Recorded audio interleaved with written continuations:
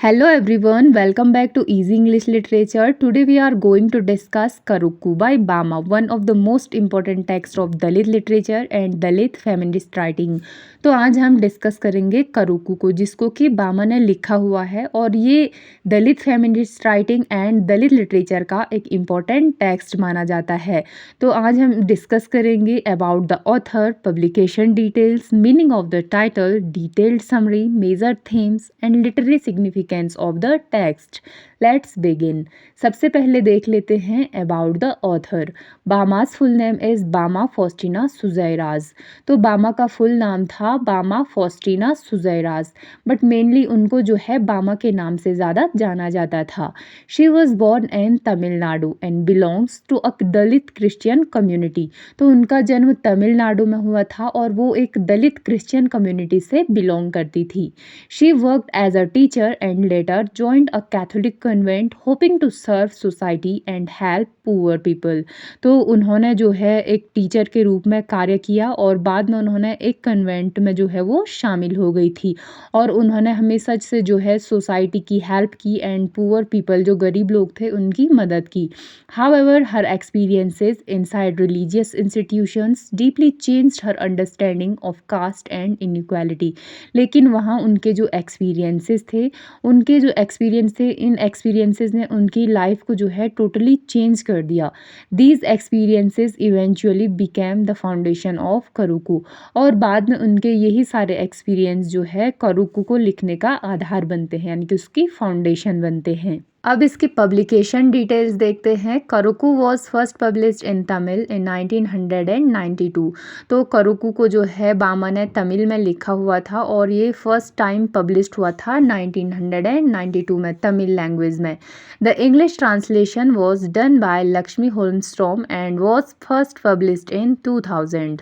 तो इसके बाद इसको जो है इंग्लिश में ट्रांसलेट किया गया था लक्ष्मी होल्मस्ट्रॉम द्वारा और तब ये पब्लिश्ड हुआ था सन 2000 में। The book became a landmark text in Dalit literature and is now studied in many universities across India and abroad. तो जो ये दलित लिटरेचर का वर्क था ये बहुत ज़्यादा इम्पोर्टेंट बुक्स में से एक माना जाता है एंड इसको जो है आज सारी यूनिवर्सिटीज़ में पढ़ाया जाता है इंडिया में एंड यहाँ तक कि बाहर की जो कंट्रीज़ हैं वहाँ भी इसको जो है सिलेबस में रखा जाता है। देखते हैं meaning of the title Karukku. The word Karukku refers to the serrated leaves of the palmyra tree which have sharp edges on both sides।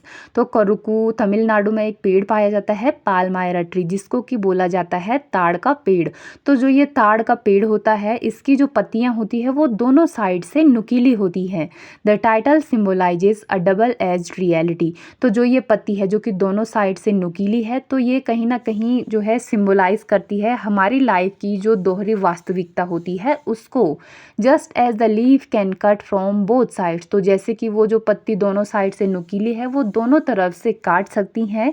The lifes of Dalits are marked by pain and struggle. तो उसी प्रकार जो है Dalits की जो life है, जो दलित community की लाइफ है वो पेन और स्ट्रगल इन चीज़ों से जो है भरी हुई है। उनके जीवन में जो है कहीं ना कहीं दर्द और संघर्ष भरा हुआ है। At the same time the sharp edge also symbolises strength, resistance and the courage to fight injustice. तो ये जो हमारा टाइटल है ये दर्द और संघर्ष के साथ साथ जो है शक्ति का, स्ट्रेंथ का और रेजिस्टेंस, इनजस्टिस, इन सारी चीज़ों का भी सिंबल है। डिटेल्ड समरी देखते हैं और उसको पॉइंट वाइज समझते हैं। Bama begins the autobiography by describing her childhood in a Dalit Christian community. तो बामा अपनी ऑटोबायोग्राफी को स्टार्ट करती है अपने चाइल्डहुड से, जहाँ पे कि वो एक दलित क्रिश्चियन कम्युनिटी में रहा करती थी।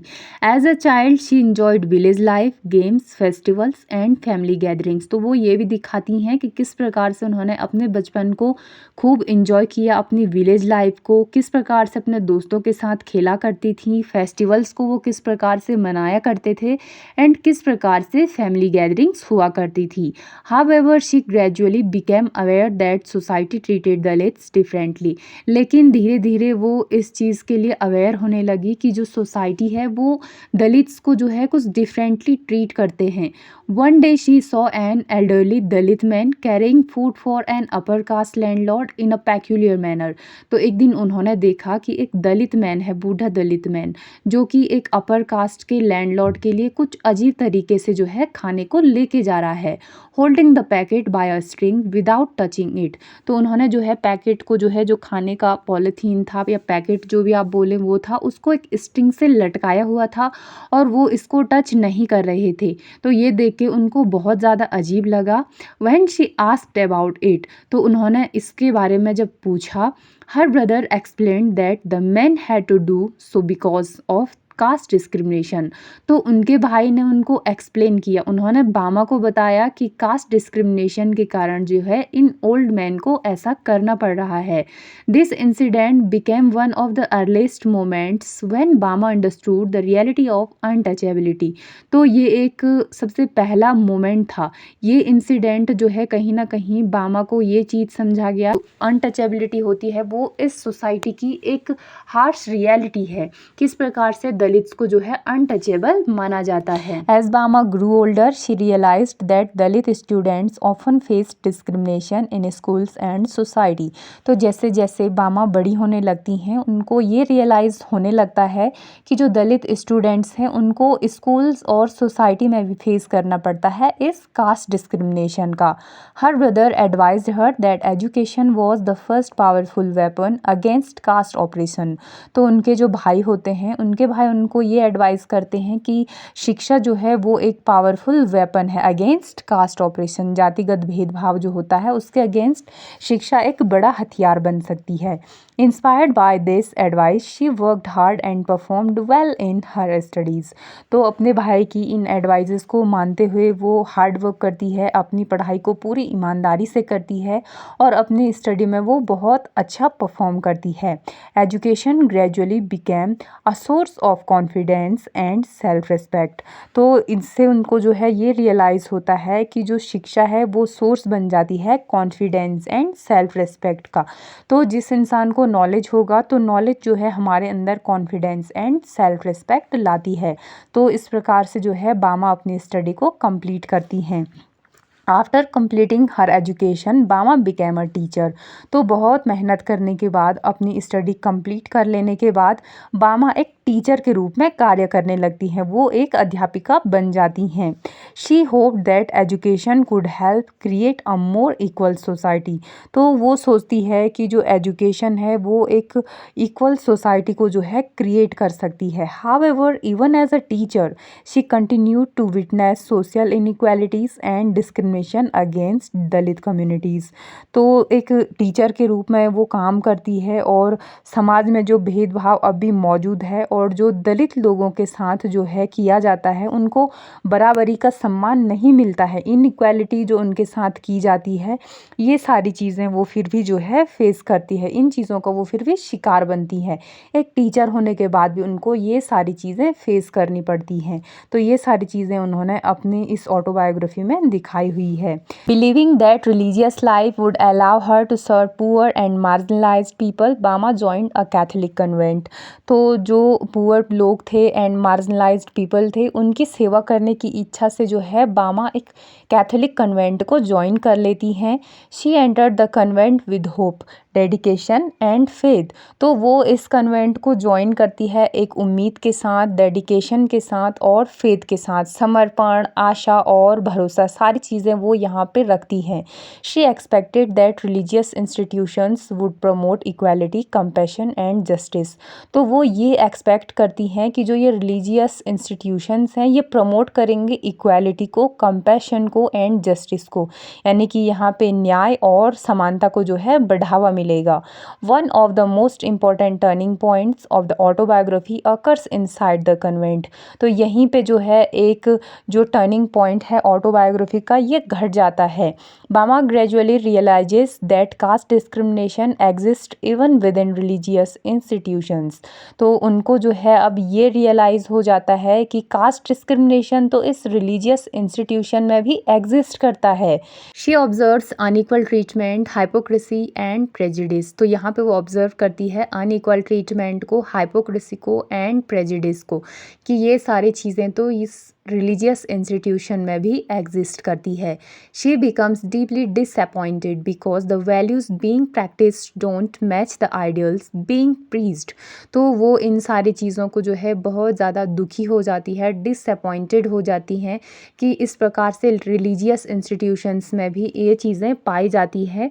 और क्योंकि वो धार्मिक जीवन को समानता और प्रेम का प्रतीक मानती थी, तो ये सारी चीज़ों को देख के वो बहुत ज़्यादा डिसअपॉइंटेड हो जाती हैं। After years of emotional struggle Bama finally decides to leave the convent.